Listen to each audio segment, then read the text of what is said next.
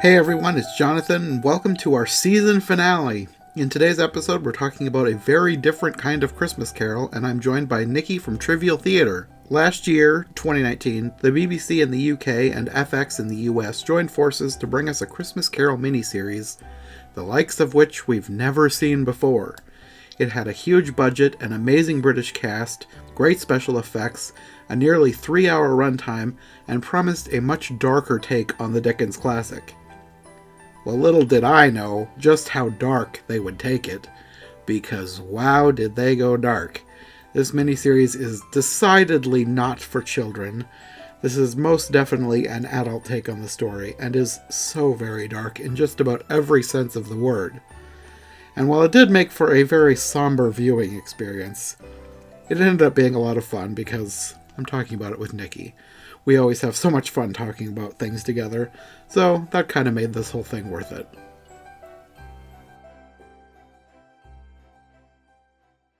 Well, I guess the first thing is I decided to do this one with you because my first thought was to do this with Rachel Wagner because this seemed like the kind of thing that is exactly her jam. Like, first I thought this was something that we both would love because this is like Christmas Carol. We both love Christmas Carol. Lavish BBC production. It seemed perfect. Then I found out she'd seen it and had no interest in revisiting it. Oh, wow. So I'm glad you brought me on. when I started hearing more and more things about it, people disliking it, I was like, well, maybe I know somebody who would like to talk about a bad version. Even though I thought this was going to be like an amazing version. And right now I'm kind of split on it because on the one hand, this is a really well-made production. Oh, it's absolutely gorgeous. But you look at the names behind it, and at least from a production standpoint, like the visuals and the way the story is told, you'd be hard-pressed to find a better team. I mean, They had a ton of executive producers. It was like Ridley Scott and Tom Hardy's an actor, but David Zucker, and the names on this were just like, wow, you've got some hard-hitting talent in that particular respect. Mm-hmm. The thing that kind of brings it down for me is the script. Yeah, it was. I read a review that said that it's a 21st century mentality set in Victorian era, and I really think that does describe it. Whether you're talking the swearing, whether you're talking the kind of the way that it lays out, and I enjoyed it generally, and obviously we'll get into it as we go along, but I always kind of wondered like how someone that was more of a Christmas Carol purist would feel about it, because it does lack a lot of the stuff. There is no God bless us everyone. There is no kind of resolution when it comes to Scrooge and his nephew. It's just kind of, it just kind of ends. Think of that. They never did go back to his nephew. No. One more thing to add to my list of disappointments. But the other thing that I thought about was the story is so well known. It is a story that like, and with that big of a production, it needs to stand out maybe a little bit. How many versions there's got to be just a crazy amount of versions. Yeah.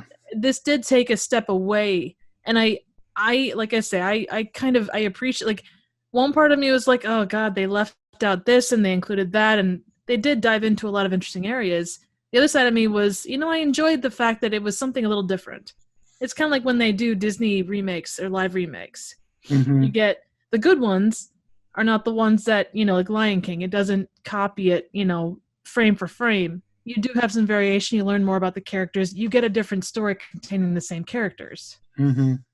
So yeah, I did appreciate that about it. I think my biggest thing with this one, though, is it's just not very hopeful. No.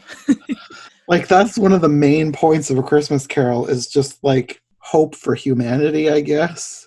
Yeah, and by the end, it's uplifting, and I did not feel that way at the end. I got the sense a little bit, and again, this is I love I love A Christmas Carol, but it's not something that I live and die by. I guess the idea, like that mentality, the way it ends, does have a very kind of like real world for the Victorian era. It ends that kind of a way, and as Christmas Carol, it should end more upbeat or more hopeful. But Mm-hmm. you did get some good resolutions. It's more of a, it's not even ambiguous. It's just kind of it leaves you with a, we're not quite sure what's going on or what's going to happen next. It's unknown. Opportunities Mm-hmm. could be good. Scrooge could hopefully change. With the changes they made to the main story throughout, the ending made perfect sense.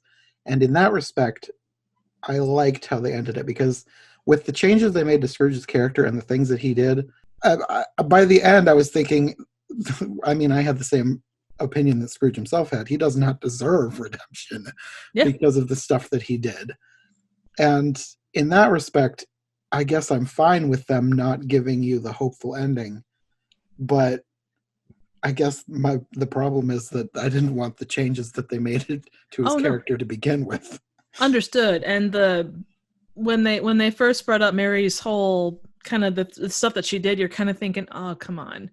Of all Mm-hmm. this stuff, most of it, like the fact that they dive into more of Scrooge's character was kind of neat. You get some of the why, and obviously they're not saying we don't condone what he's doing, but here's some of the why as to what he is, and how that kind of traced through. But yeah, the changes to Mary's character, you kind of look at her and go, oh God, and then knowing that she didn't do what you assume that she did, Mm-hmm. and the fact that it was a test, that whole bit got a little muddy.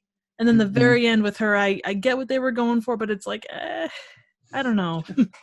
Well, let's get into the story, and then we can stop being vague about the different things we're talking about. Sounds like a plan. So you open the story with Jacob Marley's grave, and there's this teenager who comes up and starts peeing on the grave. So, like right away, this is not your average Christmas Carol story. Right. Not an unfair response, though, given what ultimately Once happened. you find out who he is and why, it's more understandable. I just thought it was a very weird way to open this story. And then having him down in the grave waking up because he's being dripped on. Like, I know this is fantasy, but like, it would not leak down 6 feet and come through as actual liquid into the coffin.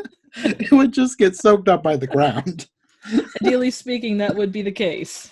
But when the kid first showed up, I did think, okay, I was trying to figure out who he was. At first, I was thinking, okay, that's clearly not one of Cratchit's kids. It's Mm-hmm. clearly not Scrooge. Who is that? I didn't make the connection. Like, even when I saw him later, I thought, who's this kid? And it's like, oh, right, duh. Mm-hmm. Yeah, like I forgot about him by the end of the first episode, and it's not till episode 3 that you figure out who he is. So Yeah. I will say I did really like, and obviously you're in England, you're in London, and you've got a lot of the historic buildings to be able to work with, but it was such a it was beautifully shot. I mean, it fit. mm-hmm. Every part of it felt like from that era. Yeah, I have no complaints as far as cinematography. Mm-hmm. It looked really well. It was very dark, but that's the point of Right. their interpretation of the story. So I'm not going to knock it for that. But other than that, it looked really good. Mm-hmm. It did very much, very much. It was interesting for Scrooge to be a germaphobe, and he kind of does the OCD thing later with the like counting off how many times there's a wagon that goes by and how many times that wagon went by, and then kids Mm-hmm. singing and things like that. That was, I don't know if that was, and it's brought up later too, but Well, I couldn't figure out exactly what he was doing there, but then later he's telling Bob to write a letter of complaint about all the noise, and he has the numbers written down about how many times each noise happened outside his window. That's why he was counting, but it still seemed very, I guess, like you said, OCD. yeah. Well, and later Very too, well. when I think it was the Ghost of Christmas Past, he was asking him like how much he made and how much his expenses were over the course of various years, and it was brought back up there too. So I'm guessing an analytical mind, if nothing else. He had a very good mind for numbers because he remembered a whole lot of stuff that I would never remember. Same. Can't remember what I had for breakfast. And the fact that Scrooge was Guy Pearce, like I Mm. didn't get that at first. Did you recognize much of the cast? I recognize some of them. There's a lot of really well-known British actors. Like you might say, I didn't know them by name, but I could say, Yeah. oh, this guy, I remember him from Doctor Who or this person from, whatever other shows. Hmm. So it was more a passing glance at knowing that they were Hmm. in something or knowing what they were in, but not necessarily their names. That's how I felt because everyone looked maybe vaguely familiar. So I would read through their IMDb page and I would recognize one or two titles, but nothing that I was like super familiar with. Yeah.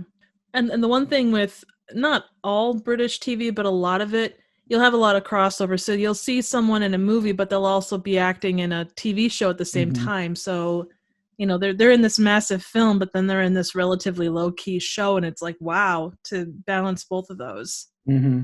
So, Yeah, I noticed that a few times, and mhm. a lot of them were in shows that I had seen like years ago. Like I think The Ghost of Christmas Future is the main character in a show called Primeval that I was obsessed with years Oh, ago.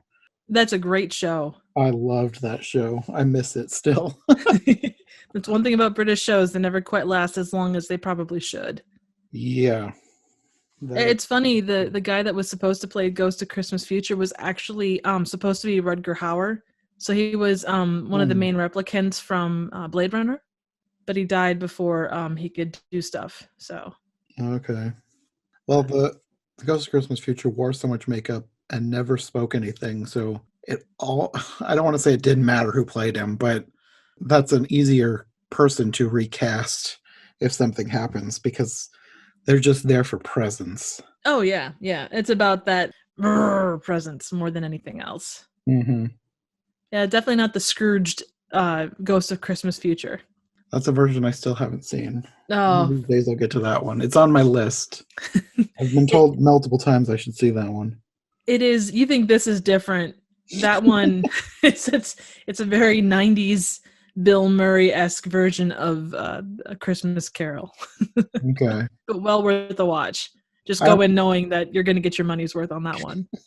I'm all for very different versions. Like I have no problem with people changing the story completely. There's one kind of cheesy but so very watchable version called A Diva's Christmas Carol Oh, that nice. Rachel got me onto.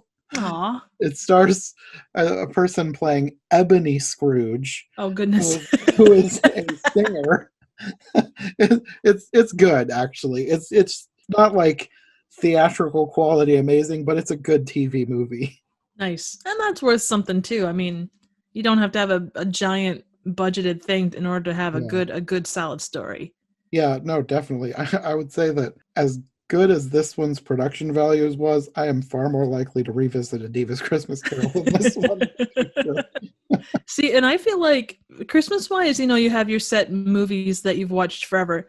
I would actually consider adding this. I'm intrigued by some of the background stuff. Like there was bits of history that I was trying to look up as it was going along. Like at one point there was a fire listed against like that had been sort of caused by Ebenezer Scrooge, and I went back looking through fires of that era, and it's probably one of those things that there were so many back then that you couldn't keep track. But some of that stuff I was looking for as far as like historical precedent, because it felt like it had enough detail where you kind of go, oh, okay, they went back into historical record and they found things that sort of at least matched up.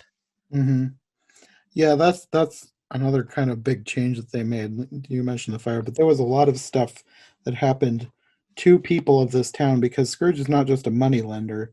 He's like a huge business presence Hmm. and he owns a lot of like sweatshops, coal mines, things that are bad for the workers, and he very much exploits people, Oh yeah. much more than you would normally think. Just thinking back on like different versions of Scourge, this guy is he's basically evil. Yes. He says that he doesn't deserve redemption, and he's not just whistling Dixie. Hmm. Hmm. Yeah, and by the end, I agreed with him. I did not have very much sympathy for him, and I feel like you kind of need to have a little sympathy for Scrooge. Oh yeah. Just a little, just a Yeah. little. Well, and when we get to it a little bit later, like the way everything plays out at the end, especially seeing how Mary reacts to him, you almost wish that he had like kind of done the turkey thing like long distance as compared to Mhm. being in their house when he clearly knew what had all happened and whatnot. So Yeah, that did add an extra layer of awkward. There were a few Yes. Oh scenes my where god. things It were was just so awkward. awkward. So we meet up with they're at church and they start the whole, oh, join us for this, but then Cratchit has to work on Hmm. Christmas Eve, and Scrooge lays out 4 pieces of coal. He's being extra generous. So very generous. Oh yeah, roaring fire easily. Yeah, it's so cold in there that Cratchit's ink is frozen, Yes. which I guess that makes sense, but I've never heard of ink freezing, but I don't use like actual ink, so Mm, this is also where he's counting the noises outside. He's talking to himself, but it's also clear that he's talking to Marley, even though Marley is not there. yep. The dust on the desk was an interest, like it was a kind of a cool thing that nothing had been touched, and maybe goes to show you the relationship that they had. Like it was a very strong relationship. He left everything as it was meant to be. Mm. So there's the part where we actually get like a ton with Marley. I kind Hmm. of, again, I kind of like the fact that you got like Marley's kind of side of things. Like it was almost told sort of from his perspective a little bit. Yeah. It was kind of strange in that Marley's fate was tied with Scrooge's. So, like, Marley was going to be redeemed as well if Scrooge was redeemed, which is a new layer to the story that I don't remember seeing in any other version. Yeah. Marley just, he's screwed in all the Yeah, other versions. exactly. But you look too at what they did together, and at least the way that they tied them together in life, they were kind of tied together in death too, to Yeah. some extent. Yeah. No, it made sense. And as much as it felt sort of semi fan fictiony, I did like the details that they were adding. Yeah, yeah. The forest of like Christmas trees. And there was toys in there too.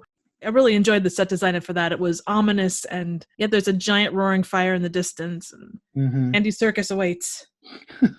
Yes, Andy Serkis is like the most recognizable person in this, for me at least. Oh yeah, no, agreed, agreed. He's been in the most stuff. He's definitely the most versatile actor, and I think. Hmm.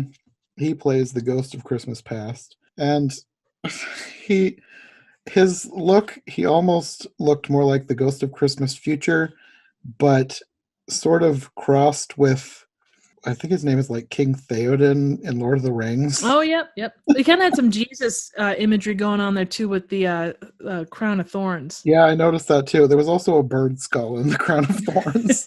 So he's also the one wizard from Lord of the Rings. We never really see him per se. I think we see him more in he was a wizard with Gandalf, but he was something the brown, and he had like a bird's Radagast. nest.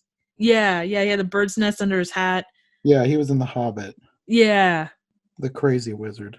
yeah. I was thinking though, so like there's I think it was the cartoon version where you saw the Ghost of Christmas Past, and he was jolly and very kind of like he had a wreath of you like a pine wreath on his head.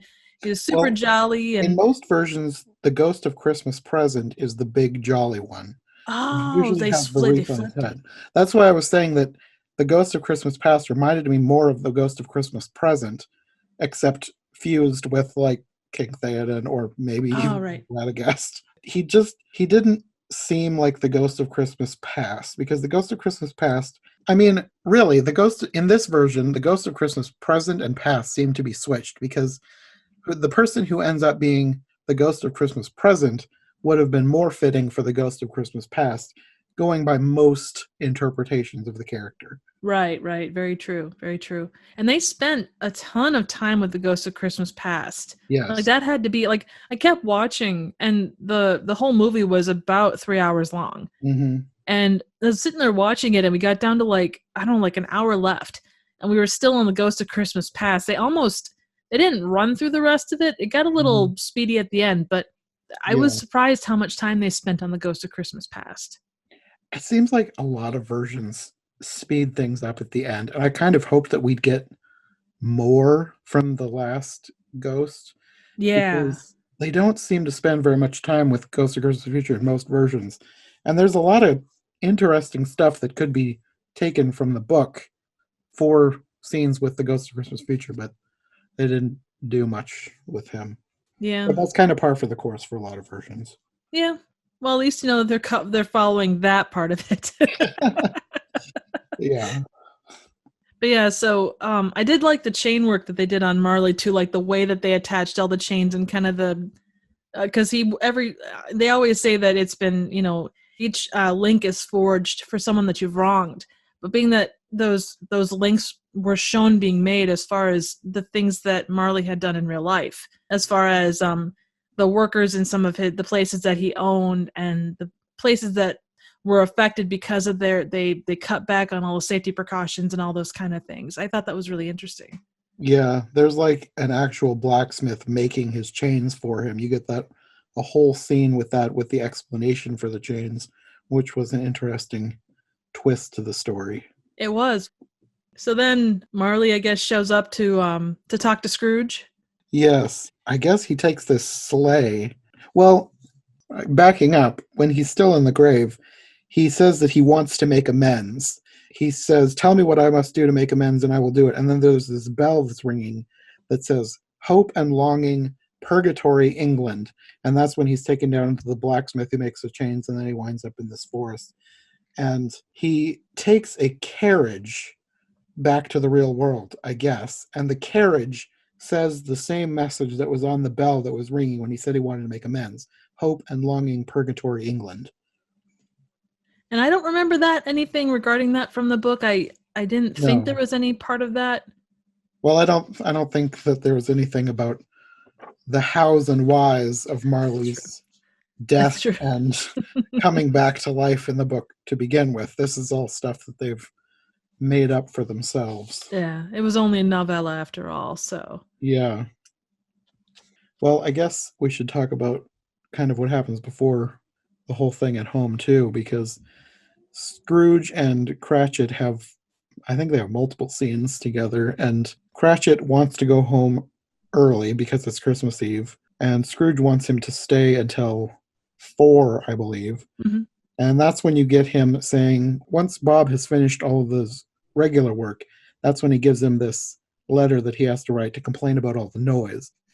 And you definitely had some interesting conversations. Like they were very candid conversations between the two of them. Just Hmm. regard, like almost they're not philosophical in a traditional sense, but they're definitely not conversations that would have been had by Victorian people. It had a very 21st century mentality into how they did that. I didn't really think of it that way, but you're right. The main thing that I was focused on was like, Bob, he doesn't come right out and say that he hates Scrooge, but he doesn't really hide his feelings in the No, things that he says to him. He's very much more forthright than you would expect. agreed. And I think that's sort of that.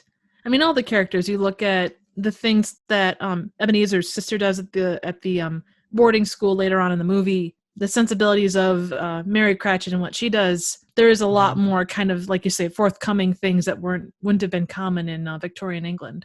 Mm-hmm.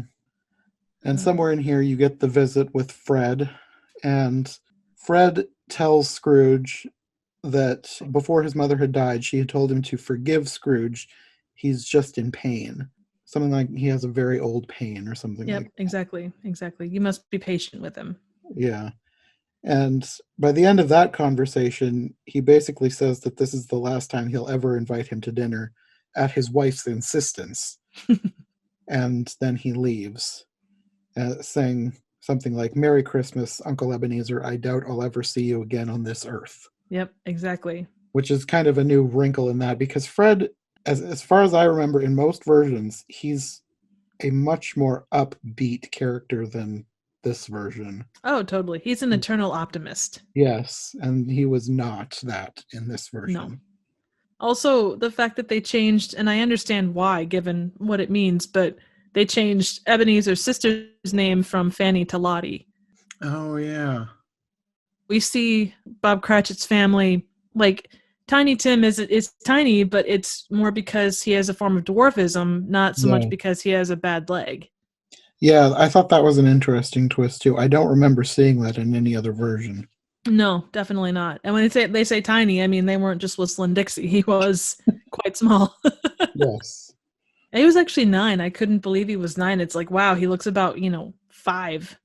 Yeah, no, I thought There was another part where they talk about going 7 years before, and at first I thought that they were talking about when Tiny Tim was born, and so I thought he was 7, and then I realized later, no, Tiny Tim is 9 Hmm. because of something else. I don't remember exactly what. I just remember realizing that he's not 7, he's 9, but he looks a lot younger than 9. Yeah, yeah. And that might be a little bit because of his condition as well. So Yeah. At some point in here, there's this weird scene where he hears like this rustling in the fireplace and 2 coins fall out, and he recognizes them as the coins that he put on Marley's eyes before Marley was buried. yeah, because he And always notes the dates. yeah, at first I was thinking like, why does he recognize them? But you're right about the dates because he has a mind for numbers, so that I Hmm. guess that's why. And there's these caroling children outside, and Bob is telling him he should give the coins to these kids, and he goes outside. He tells them to go away. Oh, that is one thing too. We get the amount of times that the word fuck appears in this. You have a certain amount of expectations of, you're bringing it up to a modern date, you're going to see more stuff, but hearing that is about as you would expect to see that as much as you'd expect to see boobs. It's a Christmas Carol. You don't expect that. No, and the way that they used the word and the frequency, like not that they used it all the time, it felt out of place. It felt too much like they were trying to be as edgy as possible. Like, Agreed. we're not your grandma's Christmas Carol. Well, just thinking about it, we do get a naked butt later too. Yeah, that also felt very out of place. Yeah, it was unnecessary for what this was. And Yeah. even given, I mean, it aired on the BBC and it aired on FX, which Hmm. FX you would expect a little bit more edgy, but even given that, it was unnecessary. Yeah. No, I expected it to be darker because this is supposed to be like a bit of a darker take, but it went dark in ways that I was not expecting and did not feel needed. Yeah, that would be a great tagline though. This isn't your grandmother's Christmas Carol. Yeah, no, I wouldn't watch this with with either of my grandmas. I don't blame you. Don't blame me at all. You have the whole scene where he wants to leave, but he doesn't want to go home before 4 because he feels like that would be celebrating Christmas. So Oh, he's that's like right. telling the clock to lie to him because I don't know. It seems kind of dumb, but he winds his watch forward, and it looks like maybe he changed the time, like for real. I don't know if I was reading too much into that or not, but it seemed like it got darker because he wound his watch forward. I And don't know if that then was more the case of like rushing along the things that were going to happen, kind of a foreboding thing of there are things coming kind of a thing, or it could be, like I said, maybe I was reading a bit too much into it. I just felt like it seemed too coincidental that it got darker when he was winding his watch. Felt like he yeah. was speeding things along because he actually wanted it to speed along. Yeah, true. And I think through here you're kind of going back and forth between Scrooge and Bob going home.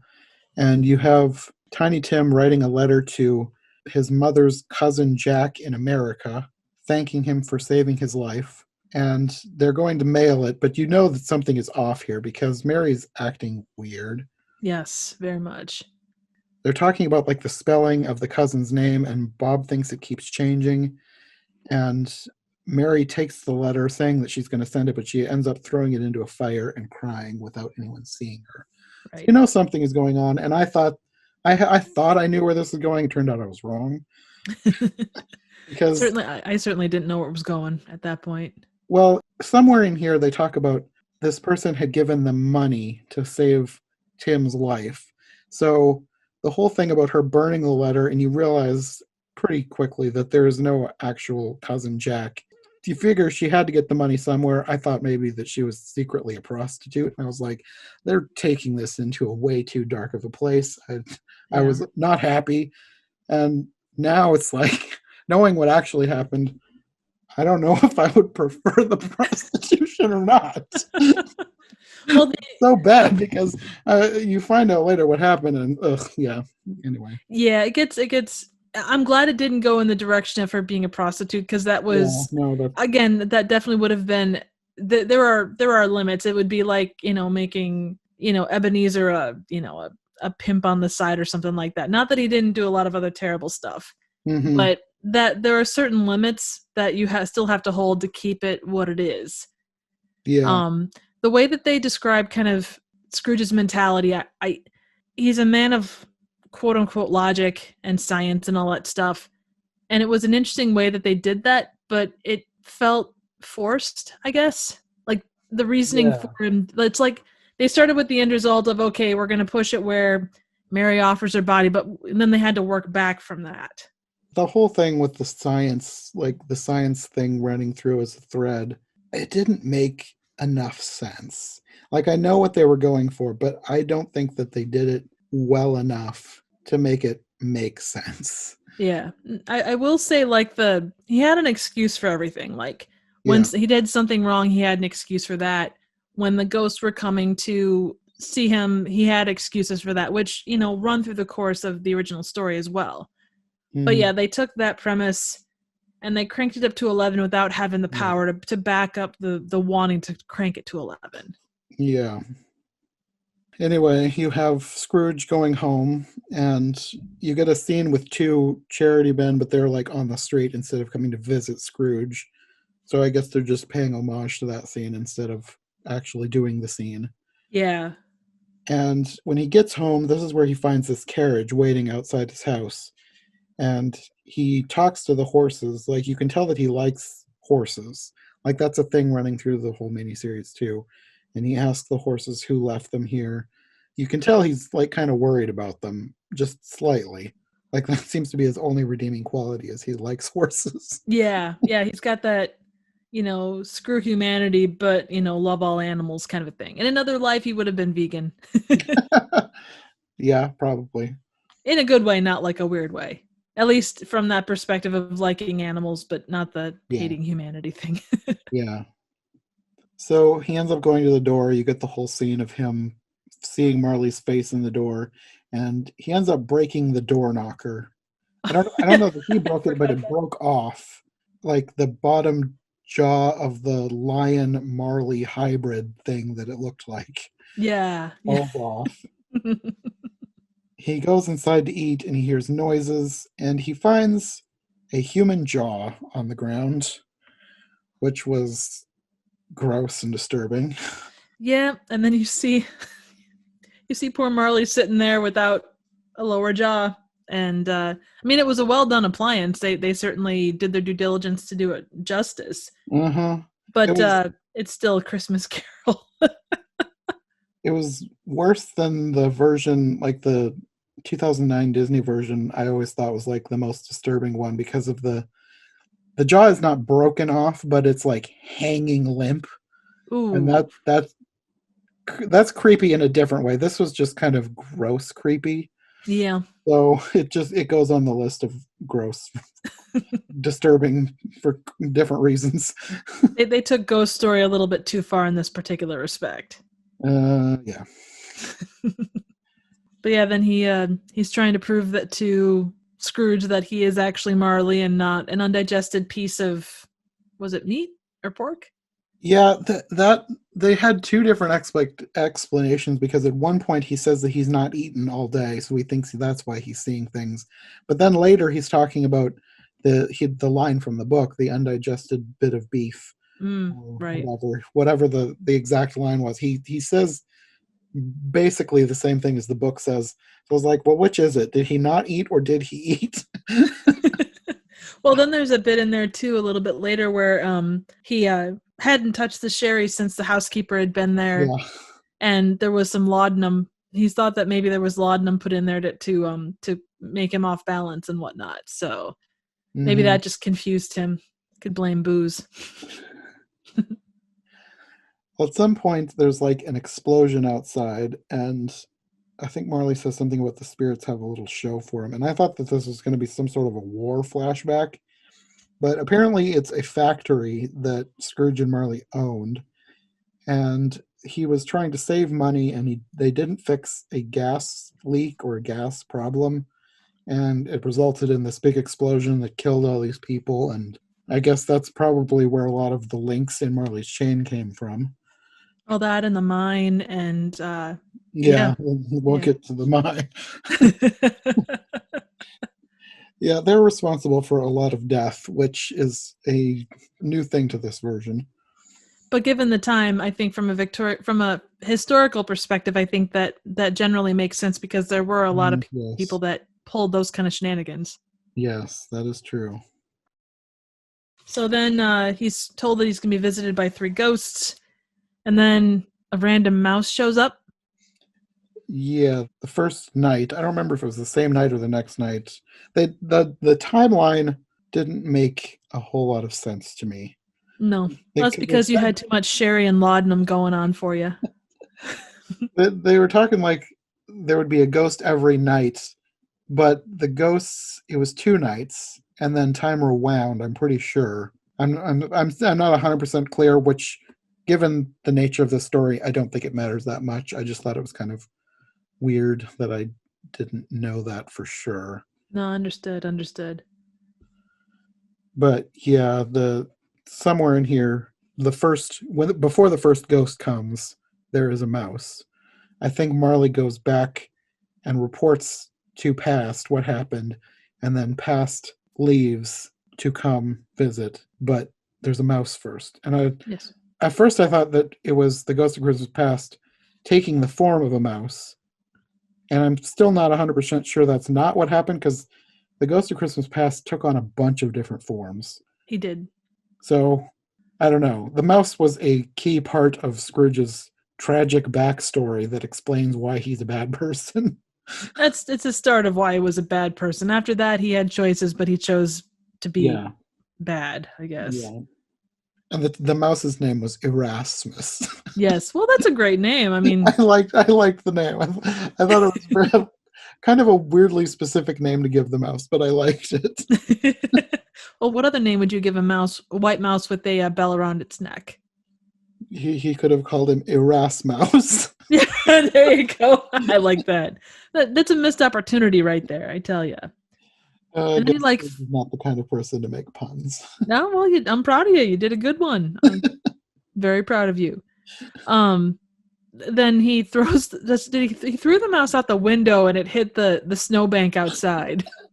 At first, I was horrified, but then I was like, I don't know if it was supposed to be funny, but there was this guy walking by, and his reaction, it's like, was that supposed to be funny? Because even though it was terrible, I laughed. It's okay. Well, and then you got follow that up with it was really interesting because you start to hear the song Molly Malone. They keep repeating back and forth. There's a chorus that goes alive, alive, oh, and Scrooge keeps on saying alive, and then the voice in the distance keeps on singing alive, alive, oh. And it was kind of a cool back and forth between the two of them, and it turns out that it's Scrooge's dad, who Yeah. was an absolute miser and thief and just a terrible, terrible person. Mm-hmm. At this point, I would say his father was much worse than Scrooge was, but then Scrooge ends up being responsible for a ton of death and other things. So I don't know which is worse. But Scrooge's father, in particular, was absolutely appallingly awful to Scrooge himself. Yes. So, in that respect, he was worse than Scrooge, and is the reason that Scrooge is Scrooge. Yes. Very much so. And at one point in the shadows, you see Scrooge's dad offing the mouse, and it's kind of nasty. Yeah, like even in shadow form. I don't remember exactly what happened because I was in the middle of writing something and I looked down, and when I looked back up, I realized something terrible had happened, and I did not bother rewinding to find out what it No, was. no. I think his throat was slit or something. So because there was blood that splattered. So Yeah. but the whole thing absolutely Ebenezer was hiding behind his bed, like the bed curtains, Mm-hmm. and he really regressed to a small child, like the way that he reacted to it and the Mm-hmm. words that he said. Guy Pearce did a great job kind of embodying that part of it. Yeah. So the acting in this was great. Oh yeah, very good. I mean, I don't think I would say that most if not all the actors were on point as far as what they were set out to do. But again, you Mm-hmm. look at where this the level of production on this movie was not lacking. Yeah. It couldn't. No, as far as a production, this is nearly flawless. Agreed. With the exception of scripting.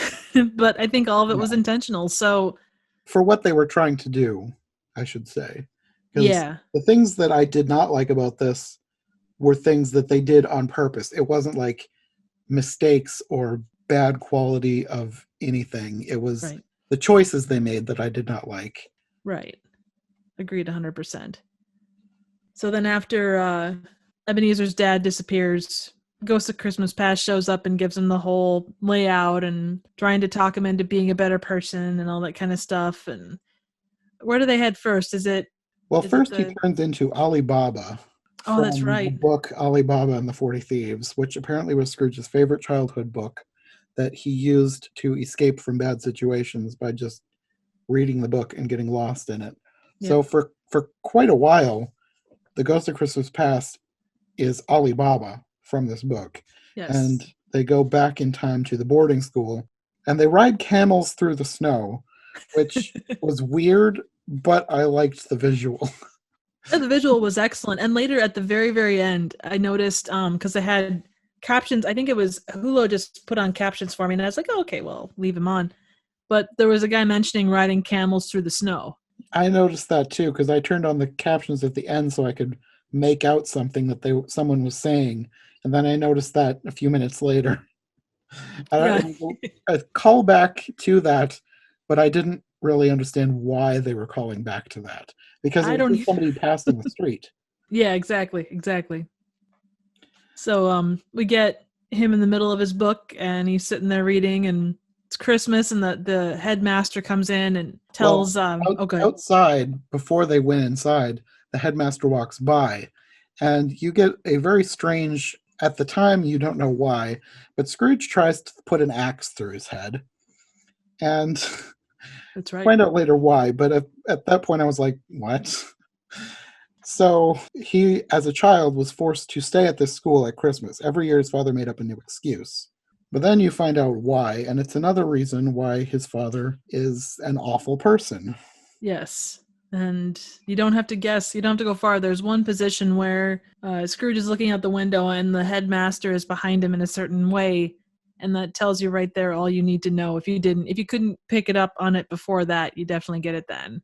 No, they never come right out and say what's going on, but you know what's going on. Yeah. Basically, the headmaster is apparently a pedophile, and his father knew this and just let him have Scrooge. Yep. He In waived the exchange school for fees. waiving school fees, he just let him keep Scrooge for Christmas, Oof. Mm. which is a very Yeah. this is a Again, Christmas probably carol. some. It's such a twisted, creepy thing to add into a Christmas carol. Yes. Very much. I understand wanting to give him a tragic backstory, but like at that point, it's getting too dark for me. Yeah, no, I understand. And historically, I don't know where that would have set. Like if that was something that happened, or if it would just have been one of those things that they added because shock value. And again, like you talked about, giving him the worst possible kind of backstory a person Mhm. could have without putting a kid in literal slavery, which that is a in that same realm of stuff. Yeah, I mean, I wouldn't be surprised if there was historical precedence for that because you hear about that kind of thing happening with priests. Yeah, So, I mean, I guess I wouldn't be surprised if school headmasters were just as susceptible to that kind of evil, but yeah, I don't, you don't read about that as much as you read about priests doing that. right. And you don't read about it in Charles Dickens. No, no, I don't remember that coming up at all in any of the Dickens that I've read. I haven't read all Dickens, but I would remember if I read something like that. Yeah. Well, and I'm sure as of that time, I mean, you look at the way things are now, you didn't mention a lot of stuff until the past, 50 years, if that. So I Mhm. imagine if that stuff happened, it stayed well and truly under wraps. Yeah, yes, probably. Because you even think about the power that Scrooge wielded as an adult, the money that he had and the influence that he had. And he never spoke of any of it. Hmm. So that goes to show you how deeply it affected him. So then his sister shows up to pick him up, and the dad left. So her and the mom were able to come and get Scrooge and save him. She sends Scrooge downstairs, and she basically points a gun at the headmaster and says, "We are leaving. You will not follow. If I ever see you, I will shoot you." And Scrooge doesn't see any of this. He just assumes that they're able to leave or they couldn't pay fees. And he never knows what the sacrifice his sister made for him. Mm-hmm. That was another thing that I thought was weird and didn't make enough sense. Like, they should have explained it better, but Scrooge is basically, like, shut off. Like, he doesn't, like, not that he knew what happened to be able to express gratitude, but he doesn't really even look at her. He's just basically cold from then on. Yep. Like, not that what he went through wouldn't, like, harden him, but I don't know. I felt like there should be more explanation of him basically ignoring his sister, even though, because, like, it had been happening for years. He knew it was about to happen again. His sister comes in and takes him away. That, at the very least, should net her some gratitude. Yeah. And he gave her nothing. Right. It was less than nothing, honestly. I mean, to not even, to be saved from that situation, though I suppose not knowing the reason for the situation. And I don't know. It was an odd. I understood it on the surface, like they were going for the dramatic tension between the siblings, but in grand scheme, it didn't really make a ton of sense. So I feel like, I don't know if they could have rewritten it to be better, but, like, I wanted it to make more sense. I wanted to like the scene more, but yeah. I don't know. Well, and I don't know if trying to, like, she says something that in some way, shape, or form insults Ebenezer in that moment, even though, he was taken from this terrible situation. I don't know, maybe he was so abused that everything else just kind of went away. Like I say, he just turned off. And maybe that's what they were going for. I would imagine that would have to be what it was. I did have to laugh just from a from a very general perspective. So in the original or the Star Wars prequels, they had Anakin became Annie, and in this, Ebenezer became Ebby. I've noticed that too. It reminded me of a different version that I've seen where there was a female Scrooge and her name was Ebby.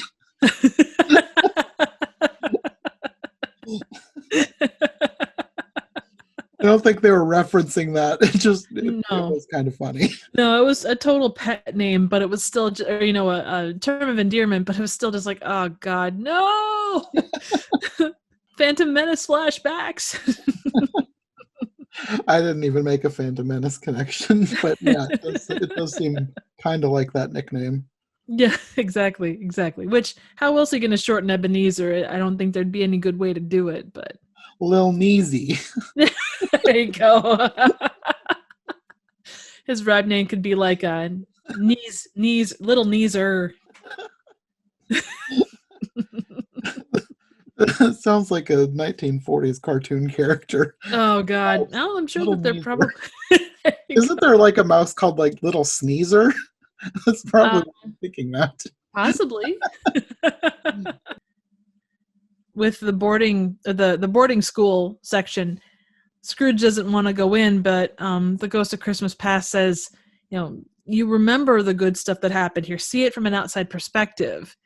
And when they get out, he says, I didn't know that she did all this stuff for me. So he has that moment of gratitude of knowing what was done, but then it gets turned around and he kind of falls back into his old ways. He basically uses it as one of his excuses, I think. Exactly. And those become relevant, like those continue to mount as they go along, as far as like, oh, well, everyone did this, or, it was Marley's fault, or, it was just what we did. And there's always an excuse. Yes, he always has something to try to explain away his actions, which, while he's never untruthful with it, he's just never owning his actions. Exactly. And that's really what it turns into. And at some point in here, too, we have Alibaba becomes the Ghost of Christmas Past again, and they have another conversation. There's a lot of conversations. Yeah. They talk a lot. And he says something about that they need to go deeper. And Scrooge is sucked into the ground, And the Ghost of Christmas Past turns into a miner, and they end up in a coal mine.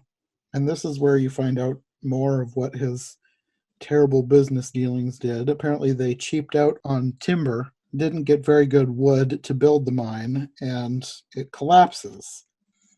But Scrooge, all he's thinking about is this poor horse that ends up getting collapsed in the mine too.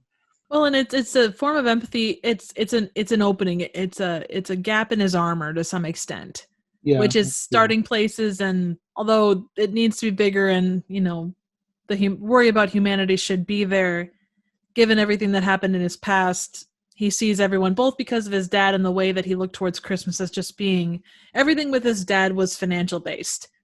Mm-hmm. And then you put that on top of everything that happened to him at Christmas, staying at the boarding school, kind of compacted everything down and made him a terrible person. Mm-hmm. Pointed him on the direction of a terrible person. Yeah. And he doesn't do anything to try and rectify that. He just keeps getting worse and worse. Yep. He goes deeper down the hole.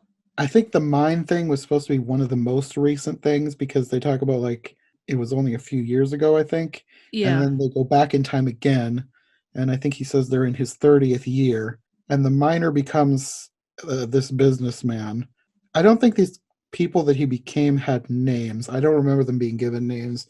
At No. first, I thought the businessman was going to be Fezziwig, but there was no Fezziwig in this version. No. And it turns out that this factory that they're going through, I guess they're blackmailing this guy. Like, this guy inherited this factory, and it turns out his father wasn't a good person, so then they're like blackmailing this guy. Like, they're going to tell everybody what his father did unless he sells them this factory for a pittance, whatever, Right. a tiny amount of money. And then they basically destroy the factory and the lives of the workers. Yep. They shut down the factory like 4 or 5 days later and put everybody out of a job over Christmas. Yeah. And then they go into Ghost of Christmas Past, and Ebenezer in the area with all the looms, and you see money being printed by the looms or weaved by the looms. And this is where Ebenezer can list off every amount of money he made, how much their expenses were, but he didn't obviously remember anything about the people that worked for him. Mm-hmm. It was a riveting section. I really enjoyed that part. The money was being printed on the looms it was like a metaphor, but like the most obvious metaphor. Oh, yeah. But he goes on and he tries to justify everything that he did throughout that entire section. You just see him prophetizing about how everything that he did and how everything was about money and profit and such. Yeah. And then you get to the point where you find out that not all of his evil deeds were for profit. He's just an evil person. Yep. Because Past says that he's going to show him something that he did 7 Christmases ago that gave rise to the abominable. And let's see, I wrote down the quote. He says he must look upon the evil that he did that was not even for profit. And it turns out that when they flash back, I thought this was 7 years ago. It was not. This was 9 years before, when Tiny Tim was born. And this is where you see something's wrong with him. And Past says that in the misfortune of people that he's known for years, he saw only opportunity. So this is where you go 7 years back, because it's Christmas Eve and Tiny Tim needs surgery. I'm guessing he's probably about 2 at this point. Yep, exactly. And Mary Cratchit visits him, tells him that they need money for the surgery. Bob would never dream of asking him for the money, but Tim needs the surgery or he's going to die, and they cannot afford it. It's only 30 pounds. So they're basically destitute. I know 30 pounds is a lot more back then, but it still seems like an extremely small amount of money. And I'm sure it was to Scrooge anyway. Oh, totally. Well, and he said he had, when she comes there, he says that he kept taunting her. He's like, I have 537 pounds in my safe.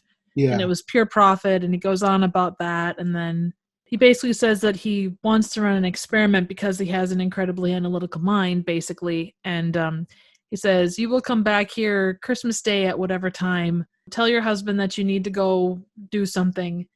And you will do, if you will do anything I tell you to do at that point, I will give you, the 30 pounds you need for your son's surgery. Mm-hmm. This is where I guess they've talked sort of about scientific stuff before, but like this is where it becomes like a theme, and I didn't think it made a whole lot of sense.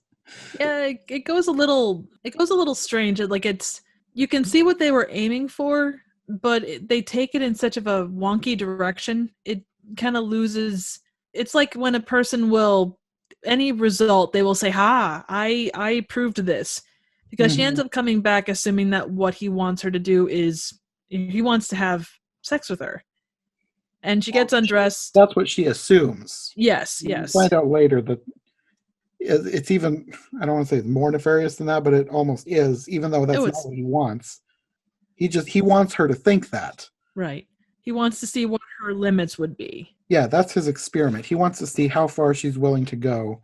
And he's using her as, I guess, a marker for the entirety of humanity, saying that, like, if she's willing to do this, then humanity is basically worthless because humanity will do anything for money.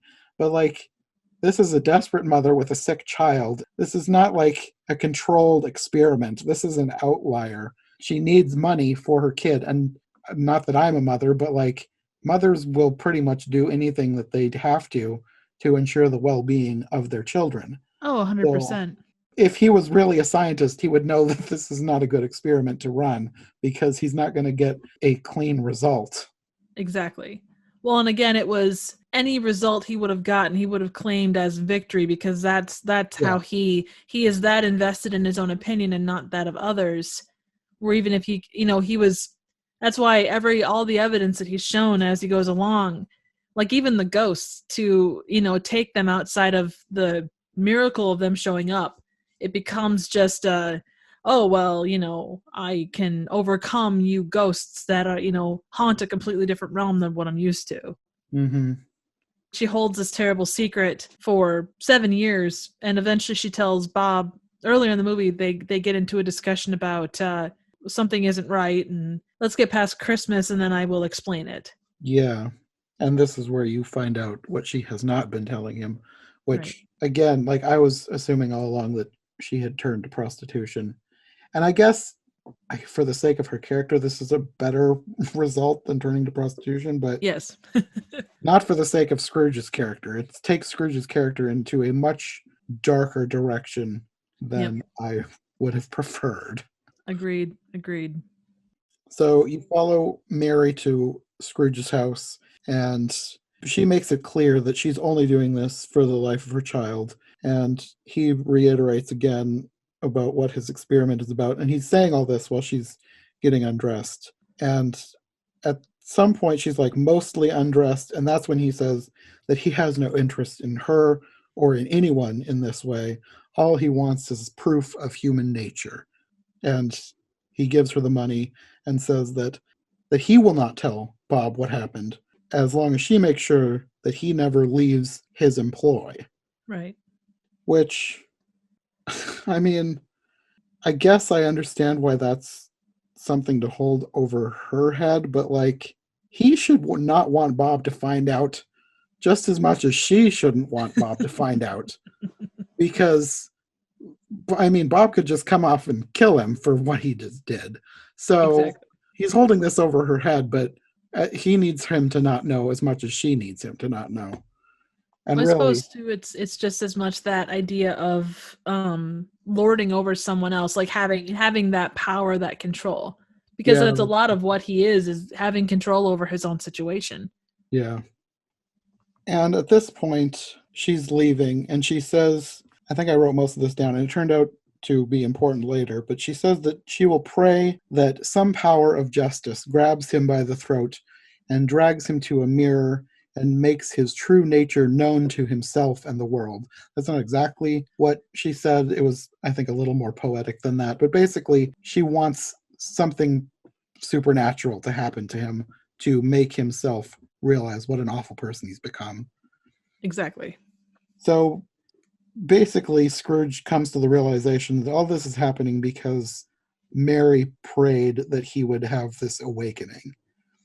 And apparently that's true. Like at first I thought he was putting two and two together where they didn't go together, but by the end it's pretty clear this all happened because she prayed for it to happen, which is an interesting wrinkle to add to the story. That is, and it shows an interesting power that I don't know. I don't know. It works, but it doesn't. I don't know how I feel about it. Yeah, no, I don't know how I feel about a lot of stuff in this. Yeah, very true, very true. Like to have that much power to bring Marley back from the dead and to do all these things. Like where was Marley's spirit? Was he just gone at that point? Like when the movie started? Because his spirit, he was obviously like, "What? Where am I? You know, just let me rest." Yeah, I don't know. It's probably one of those things that We're overthinking it. we shouldn't think too much into it, but at the same time, they thought way farther into this story than anybody ever has before. So Right. they're kind of asking for people to overthink this. That's very true. And again, there are parts of it like learning more about Marley and seeing some of the things that brought Scrooge to that point was really interesting to see, but some of the ways that they went about it were not the ways I would have necessarily chosen. Yeah, I wouldn't have chosen to do a lot of things if I were the one writing this story. True. Very, very true. I suppose that's why we're not writing it. Yeah. I think this is about the end of his time with Past. He says that the second spirit will arrive at midnight.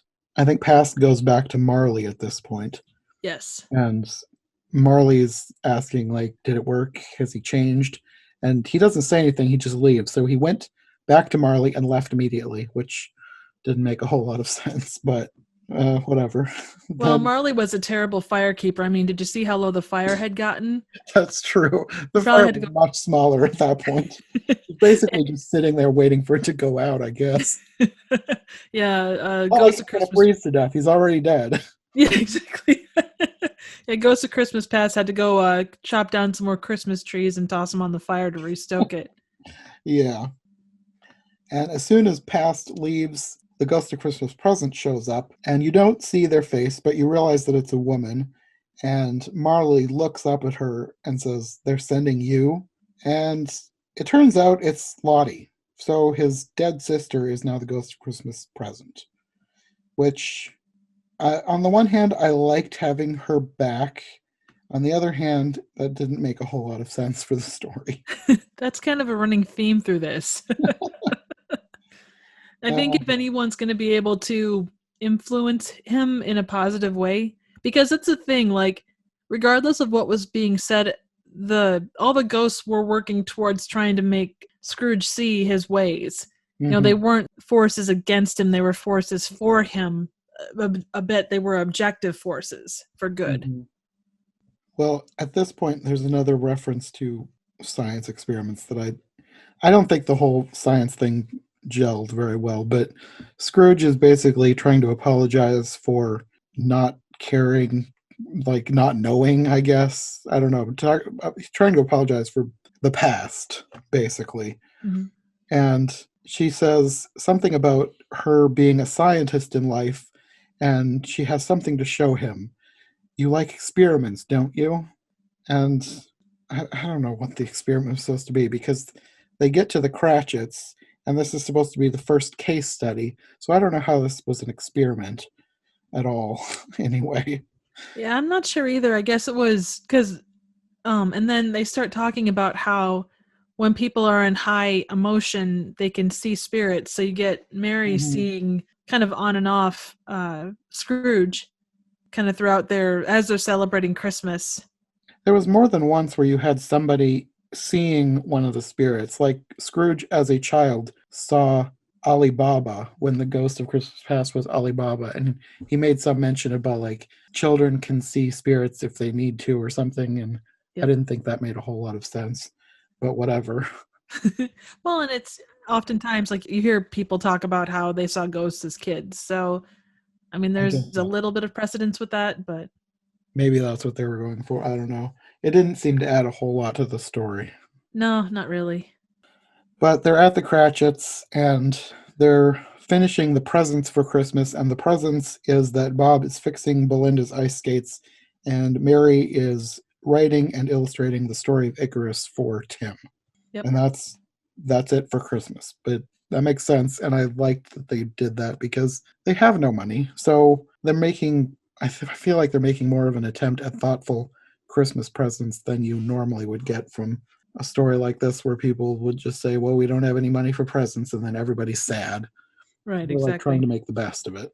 Or Christmas isn't about presents, it's about, us together as a family, Yeah. etc. And as much as I like that sentiment, it always kind of falls a little bit flat, especially when kids are involved, because, like, kids want presents. And not that kids need presents, but in a situation like that, it's nice to give kids a present. Oh yeah.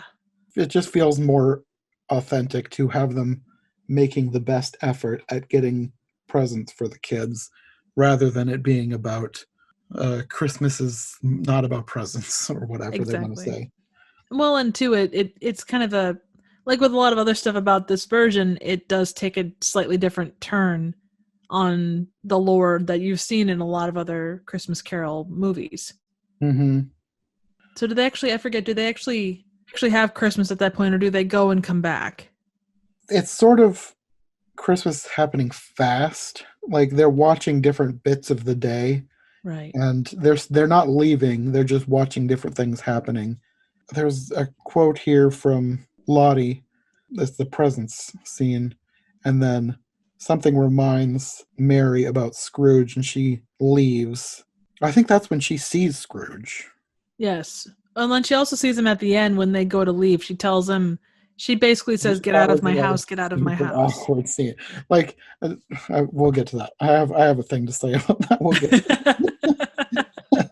So they're talking about like the dishonesty between Mary and Bob because of her keeping this secret. And Lottie says, "The absence of money a family can survive. The absence of truth it cannot."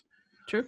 And Bob is trying to ask again about what happened, and she is seeing like a hazy image of Scrooge. Like he's there, sort of, in what she can see, and she decides to lie again, and she basically makes up a story about she got the money because there was this old lady she was taking care of who was losing her mind, and she asked her for some diamonds.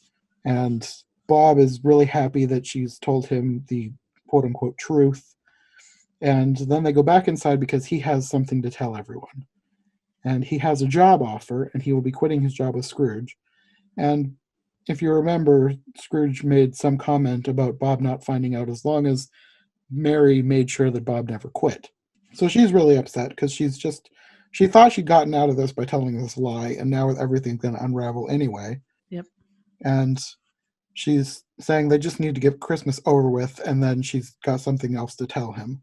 Right. And at this point, Scrooge is realizing he's a bad person, and he's like, he wishes he could talk to her. He's going to tell her that it doesn't matter. Even if Bob quits, he's not going to tell him. It's going to be okay. And Lottie says that they need to leave, that there's nothing he can do right now. And at this point, I think she sees him again. And this is where she starts, like, basically screaming, "Get out of my house." Yep. And like, nobody knows who she's talking to. She's talking to Scrooge because she can see Scrooge, but nobody else can see Scrooge. They have a guest for Christmas. So is this guest thinking, like, is she screaming at me to leave? They never make it clear. Like, they don't, like, zoom in on the guest and make it seem like she'd think that. But, like, if I was a guest in somebody's house and then the host just started randomly screaming, "Get out of my house," I would think they were talking to me. Well, she's listed as Martha Cratchit, so she must be like. I think she's like a sister or related somehow. Right. She must be a sister-in-law because, well, yeah, because the last name's Cratchit. Oh, that's So right. she. But no, I mean, not that this could be one of those things where it's race blind casting, but like, I guess we never mentioned Martha is black and Bob is white. But if she's related on Bob's side, she's black also. So I'm trying to think how that would work. Maybe it's just like theatrical casting, like it doesn't matter what race anybody is. Well, But and they do mention that she's a widow, so she might have been like if oh, Bob had a maybe brother, it could have been his sister-in-law. okay, yeah, that makes more sense. That is probably what happened. That would be Okay, my guess, but Okay, yeah, that makes sense. We worked it out. Yay! One All less it's an mystery of this overthinking. movie. So then they go to the church, right? Yeah, after this, they end up. She just says it's a valley far away, and they're at a Christmas Day memorial service to, I guess it's for everybody who died in the mine, Yes. because the kid at the beginning is there, and she says that his father died in the mine collapse. So basically, apparently, he just goes every Christmas Eve to pay his respects to Miley. I do like that like just the idea of that, like that is a proper, I don't know. I can't say I would do it that, but I am, I like just the way that they phrased that. I thought that was kind of funny. Hmm. I guess how many of these disasters happened on Christmas? Because I'm thinking now, the mine thing I think happened on Christmas Eve, which is Yep. why he visited the grave every Christmas Eve. The thing at the factory happened right before Christmas. Yep. Did that explosion at the beginning happen? Like, is Christmas cursed for anybody who works for Scrooge? I would say so because you look at Marley died on the 23rd, um, and then Ebenezer died like when they get to that point. He dies on Christmas Day. Oh wow. I mean, Mary had to go to Scrooge's house on Christmas Day. Yeah, every bad thing happened on or right before Christmas. Wow. I don't know if that's good writing or bad writing. Mm. I can't decide. I mean, definitely you don't have to have, you're keeping it pretty concise as to his checkered past. But I can see why he doesn't like Christmas, Yeah. even when he causes it. So yeah, they leave the church and then they go outside and there's a memorial to 17 ponies that died. Hmm. Which I think affects him more than the people. Which, okay. Which I suppose if he was let down by, major people in his life, it is probably easier to associate with something that he would considers innocent. That's true. That's kind of what I got from that side of it, maybe. Yeah. Because in the book, he has that affection for Tiny Tim, and you get that here too, but it's in a different way. Hmm. It's more kind of a proxy thing than it is anything else. Yeah. Well, he says something in here about like if he was given the time to do over again everything that he's done. Like first he says something about not reducing expenditure on the timber, but then he like changed it and he said he would not be himself. So basically he's regretting everything that he's done, but he's still making excuses too Yep. because he says something about he regrets what happened, like not being thankful to Lottie, but he still says something like she came with her carriage and gun too late, and he says something like that is my defense, and then they kind of sit there silently for a while, and she takes his hand and says, Ebenezer, when the next spirit comes, please don't make any excuses. He is the terrible one, the unknown one, and the one who decides. He has no interest in the past, only what lies ahead. Right. Which, as much as I have had a problem with a lot of different things that happened, lines like that I really like. I really Oh yeah. like that scene and her delivery there. Oh, it's excellent. Well, and it cuts through the bullshit. It says, you know what? You've been able to lie and make excuses to us to this point, but there comes a point, like if you're talking about the ghost of Christmas future as essentially death, which to some extent Mm-hmm. it is black and white. When you're dead, you're dead.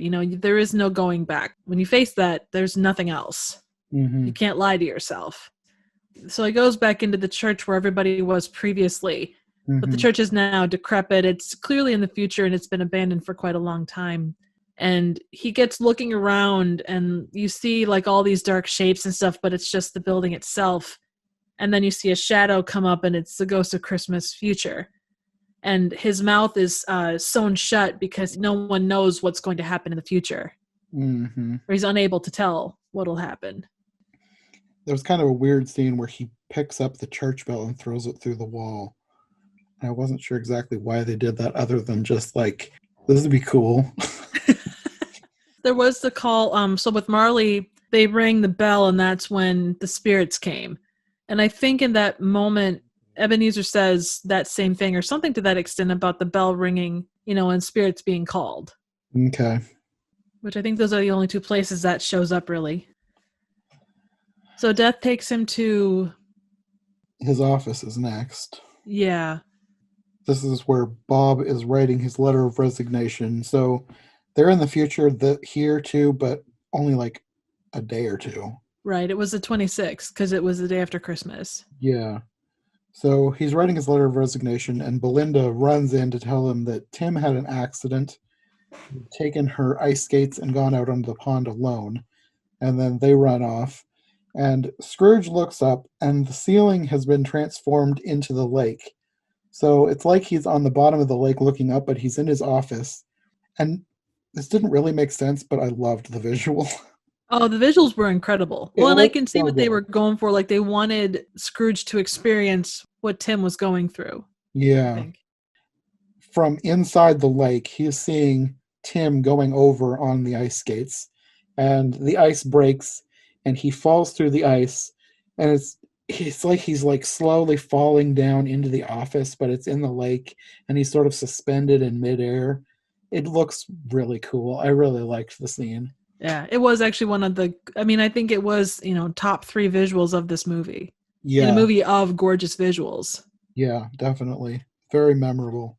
Yep. And it impacted the impact that it left with Scrooge was palpable. You could see it in his face. Hmm. He really didn't say much, but he didn't need to. Hmm. This is where he sort of starts to break because he wants to change this. Like he asks the spirit if this is something that he can change because Lottie said that she was the one who decides, and he's wondering if he can decide to change this. That is one thing though earlier on with Ghost of Christmas Past, he said that, or the Ghost of Christmas Past said, I am what you see to some extent, or I am what you make me. And I'm not sure if I misunderstood that or if that was... So, I mean, all the ghosts that he's seeing are kind of based on his responses to some extent. That's true. I don't know. I don't know if this is something that we're overthinking or if this is. Probably. I don't know. Well, like I said, they've put more thought into so much of this. It almost begs for overthinking because they wanted to explain so much that's never explained that when they leave out explaining something, we're going to look for more explanation. Oh, agreed, 100%. And yeah, there's no doubt about that. So then we go to the Cratchit's place again, and Tim is dying because frostbite or the cold and basically took him out. Hmm. And Scrooge is basically saying that he doesn't care about anything. He just wants Tim to live. Right. And Tiny Tim is like there, just like staring at him. Yep. So it's supposed to be like he's in between life and death, which was kind of an interesting Yeah. scene. Even Scrooge even brings it up at one point. He says, is Tim dead? Is he alive? Is he in between? And then you hear them cry because Tim has passed. Hmm. So I think something happens. He ends up out on the ice where Tim fell through, and he breaks through the ice, and then suddenly he's in his house, and the mouse is there again. I don't think anything happened with the mouse. He was just there. Yeah. And I think it's supposed to be years later. He's reiterating he doesn't care what happens to him. He's only worried about Tiny Tim. And I think, is his body there? Yeah, he sees his there's a body covered in a sheet. He pulls back the sheet and it's him dead. Okay. I thought that's what was supposed to be happening. Yep. I wasn't 100% sure. I just thought it's maybe supposed to be his body. But yeah, so then they're back in the graveyard, and the kid from the beginning is now grown up, and he has a new target, which is Scrooge's grave. Well, you drink a little bit more so you can cover both graves. It's only fair. Yeah. So I don't think he cares. I think he says he make some comment about deserving it. I don't remember exactly what happens there, but Yeah, that was basically his point, was he deserved whatever he got. yeah. He's still worried only about Tim, and he's wondering what happened to him, and then you see the Cratchits are in the graveyard and they're visiting Tiny Tim's grave. But then he also sees that they brought a picnic and how, regardless of death and everything else, it was still Christmas. They still celebrated there at Tim's grave. Hmm. I thought that was kind of an interesting detail because I don't think a lot of people know that graveyards used to be sort of like a park. Like people would go and visit their family's graves and they would like take a picnic and make a day of it. Oh, yeah. Like that used to be a thing. Like we don't really do that these days, but like No. that used to be a thing in the olden days. And I thought that was an interesting little detail that they added here. Well, you think Day of the Dead in Mexico, I mean, that's essentially Yeah, a continuation of that idea. yeah. It continued down there, but not in America. It kind Yep. of the practice died off in America. Now it's like you go on Veterans Day or whatever, Hmm. whatever Memorial Day, you leave a flower and that's it. Yep. Basically. So then I'm trying to think. There was one more thing that kind of pushed him over the edge and kind of set him free. Oh, he shows back up with Marley. Like Marley shows back up. Yeah, it's at the point where he's watching the Cratchits, and I think he's asking why the spirits came to him, and Marley is suddenly there, and he says something like he doesn't know why they came to him, but it has to do with their redemption and their joint liability. Right. Marley says something like he asked the spirits if he could have a final try with Scrooge, and all he wants is for Scrooge to admit that they were wrong. And Scrooge says something like, "No, I refuse to change. All their efforts were for nothing. I refuse redemption." And I was like, okay, but it's not like he's refusing to change for the sake of he wants to stay evil. It's more like he's doing it because he thinks he deserves this. He doesn't deserve redemption, and he doesn't care what happens to him. Like, still, the only thing he cares about is Tiny Tim. Like, all he wants is for the spirits to spare Tiny Tim's life. And then you see that the spirits are still there and they're watching, and then they all kind of look satisfied and leave. And Marley is gone, but then you see him lying down in his grave. So I think that's what they were waiting for. Like Yep. him realizing that he deserves anything he gets and his caring about only Tiny Tim. I guess that's the catalyst. Crux. Not for his Yeah. own redemption really, but for things to start changing. Because it's pretty clear that he's not being fully redeemed. Like I said at the beginning, this is not really a happy ending as much as like it's happy for Tim because the fate has changed. His grave disappears at this point. So Tiny Tim is not going to die, and that's the main bit of happiness that you get, other than I guess the hope that Scrooge will become a better person in the future. Exactly. But you have this whole weird scene where he's running home because he sees the grave's gone, so now he's happy. He's running home. He slips on the ice, and there's this old lady who was going to be sprinkling gravel on the ice, but she forgot because it's Christmas. So that's the key. Like, time has rewound. This is Christmas Day again.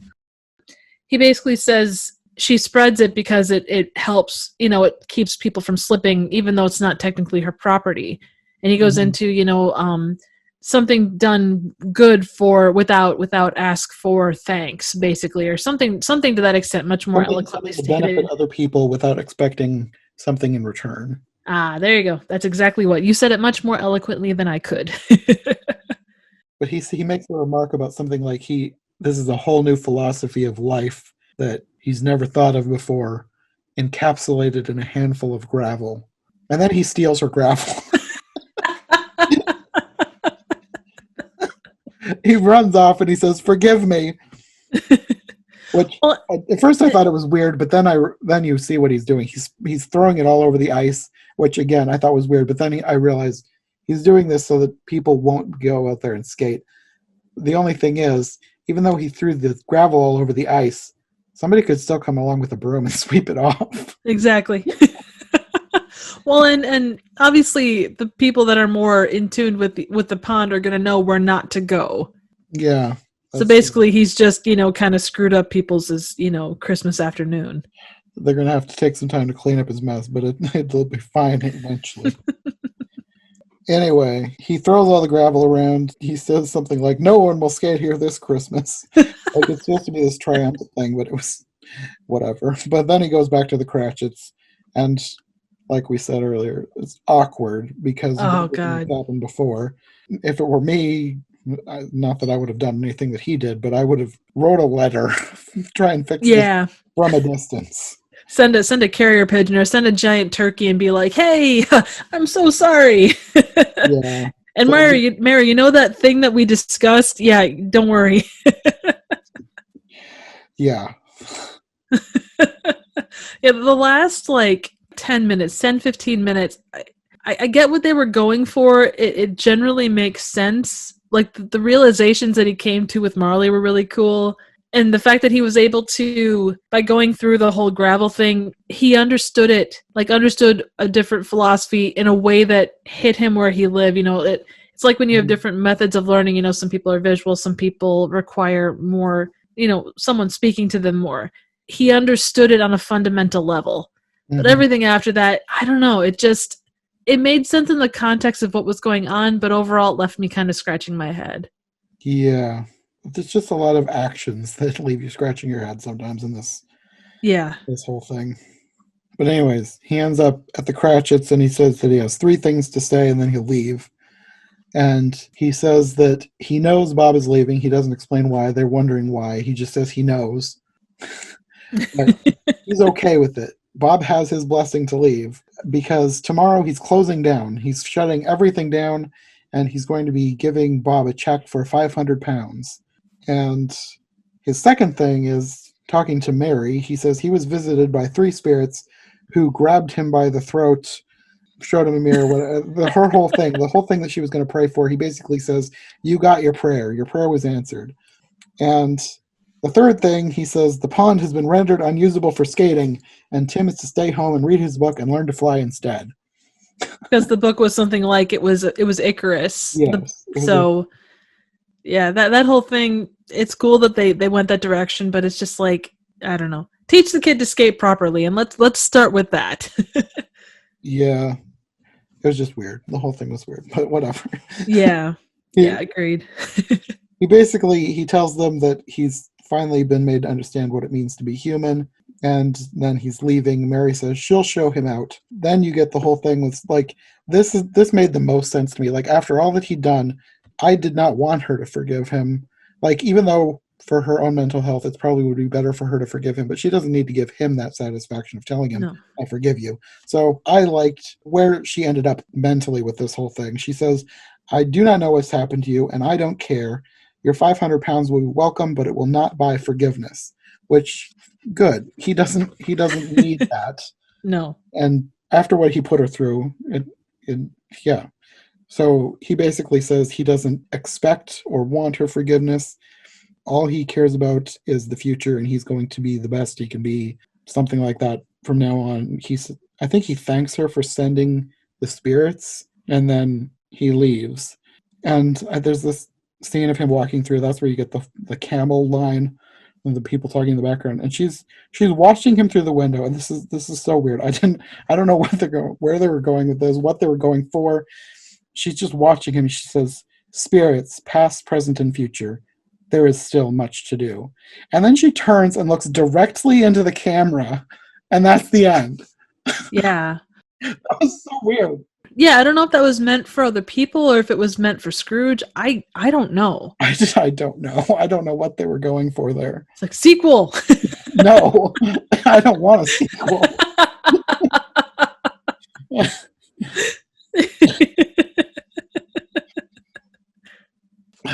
Yeah, Christmas Carol 2 Electric Boogaloo. Christmas Carol 2 Carol Harder. Why do I feel like that would be something that the asylum would make? Oh God. Yeah, I'm pretty sure they would. Only it wouldn't be that clever. It would be something really dumb. Christmas Carol 2, 3-headed ghost. Now they're all one.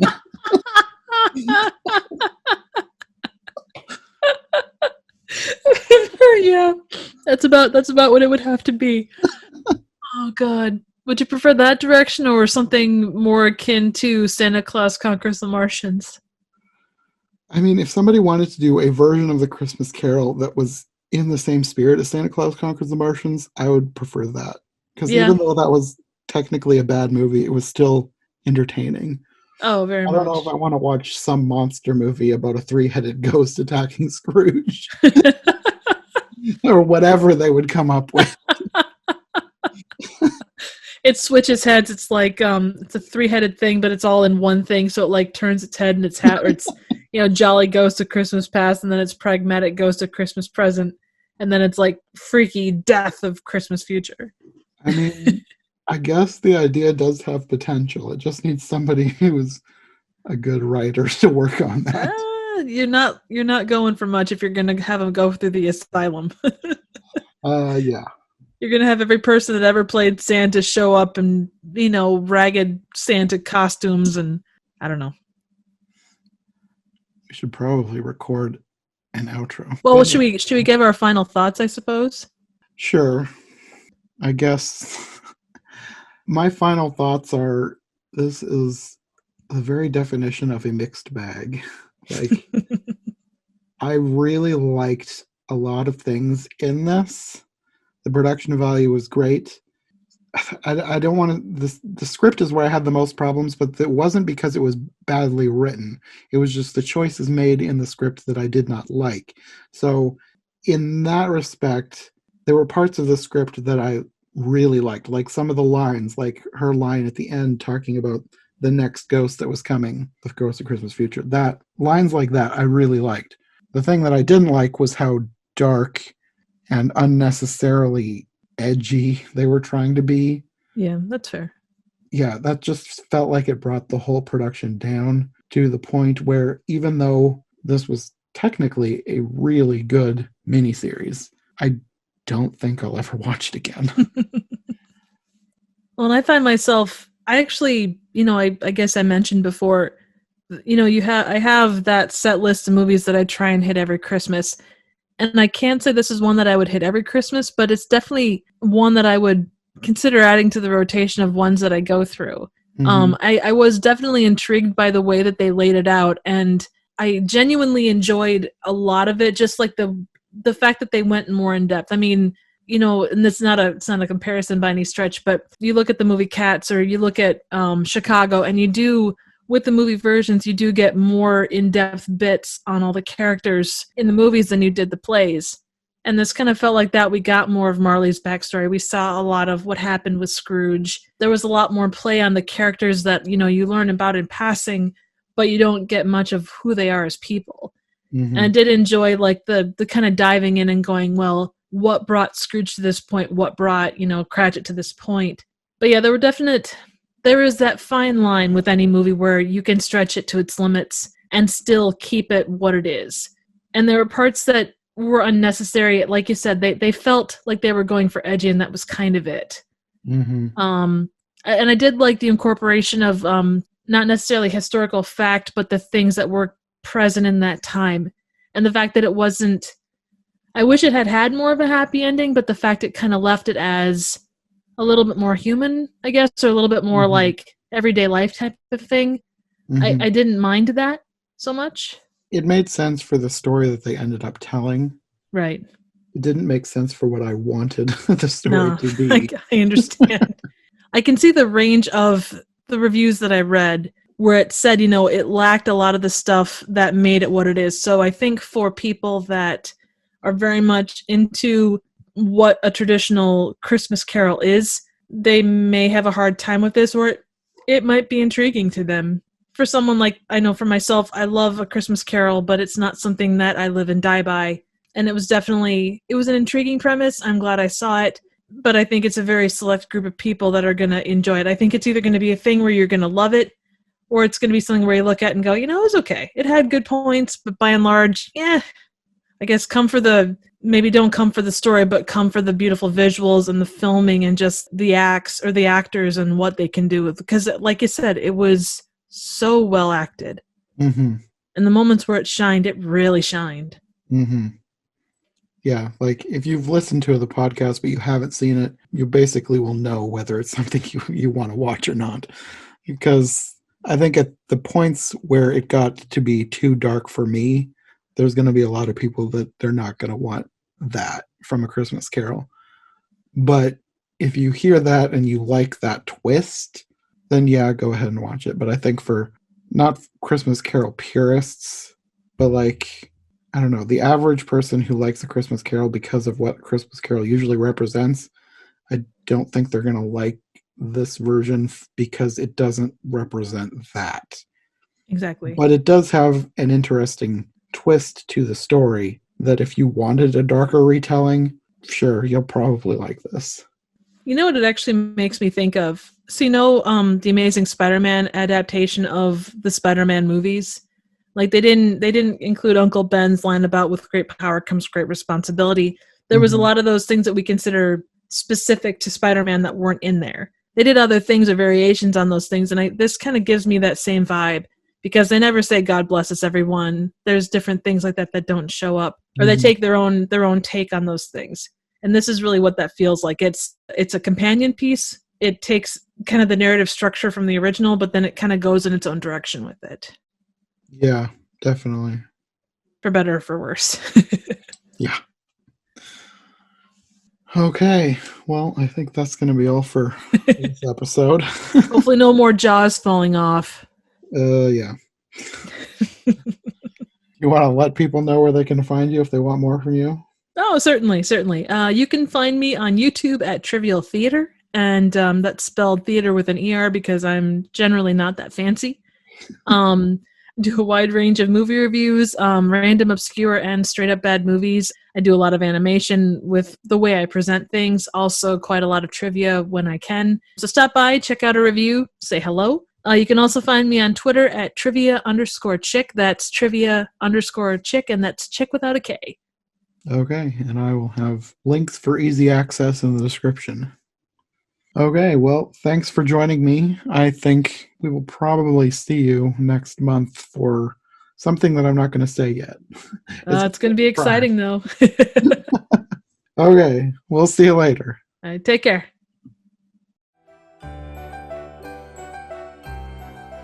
Thanks to Nicki for joining me for the last episode of this season. If you want more from her, I'll have her links in the description below. This will be our final episode for 2020, but be on the lookout for a final mini episode to wrap things up, and rest assured we will be back in the new year. I have plenty of new stories for us to dive into every version ever.